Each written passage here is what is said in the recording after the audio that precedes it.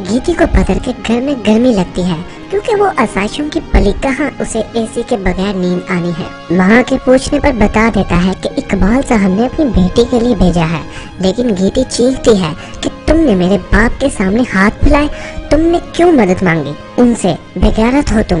बदर कहता है कि मैंने अपनी अम्मी को चुप करवाने के लिए इकबाल साहब का नाम लिया था, एसी मैंने अपने पैसों का लगाया है।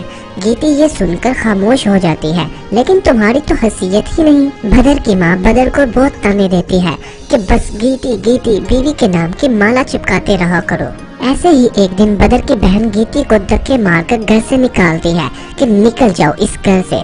तब बदर उसे पकड़कर कहता है कि मेरी इज्जत है, गीती कहीं नहीं जाएगी। और यूं बदर की मोहब्बत में गीती अपना सर झुकाकर उसे कबूल कर लेती है और कहती है कि मुझे यकीन हो गया है कि मेरे वजूद के साथ तुम्हारा नाम का हवाला हमेशा रहेगा, जो किसी को भी मेरी तरफ बढ़ने नहीं देगा। जिस पर बदर कहता है तो उस दिन तो तुम्हें रोक नहीं पाया था। ये हवाला जवाब में गीती कहती है कि उस दिन कबूल नहीं किया था इस हवाले को मैंने।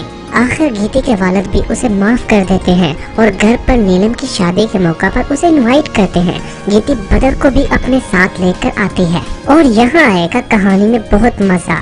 उसे देखकर जफर ताना देता है कि बड़ी आकर के साथ घर से भागी थी और किस मुंह से अपने इस टटपुंजे शोहर के साथ वापस आई हो। बदर अपना सर झुकाकर वहाँ से चला जाता है कि इसकी वजह से गीती अपने खानदान से नहीं मिल सकती, लेकिन गीती इसका हाथ पकड़कर रोक लेती है कि अगर तुम यहाँ से चले गए तो मैं भी तुम्हारे साथ जाऊंगी। अगर बदर अंदर नहीं जाएगा तो मैं भी नहीं जाऊंगी।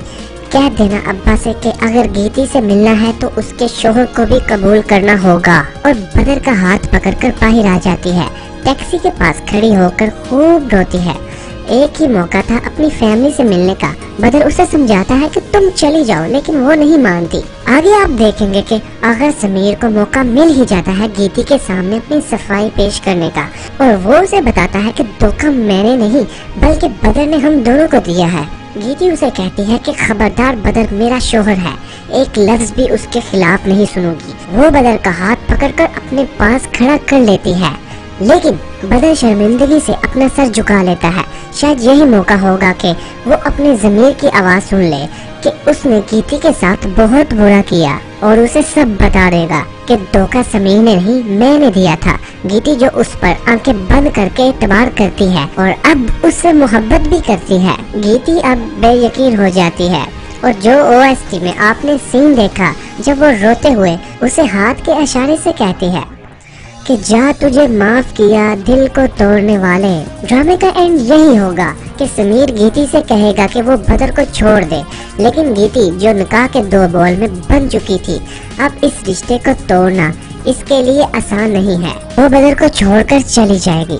बदर रोएगा, तड़पेगा, माफी मांगेगा और इससे दूर जाकर गीती भी तड़पेगी, लेकिन मेरे ख्याल में कि वो एंड में बदर को माफ कर देगी। इस सारे अरसे में गीती अपनी सगी माँ से भी मिलेगी, इनके घर पर रहेगी बदर को छोड़ने के बाद, लेकिन शायद वही इसे समझाएंगी और इसकी माँ के भाग जाने के पीछे की वजह भी सामने आएगी। तो दोस्तों एंड यही है कि निकाह के 2 बॉल की जीत होगी और गीती बदर को माफ करेगी, अपना लेगी।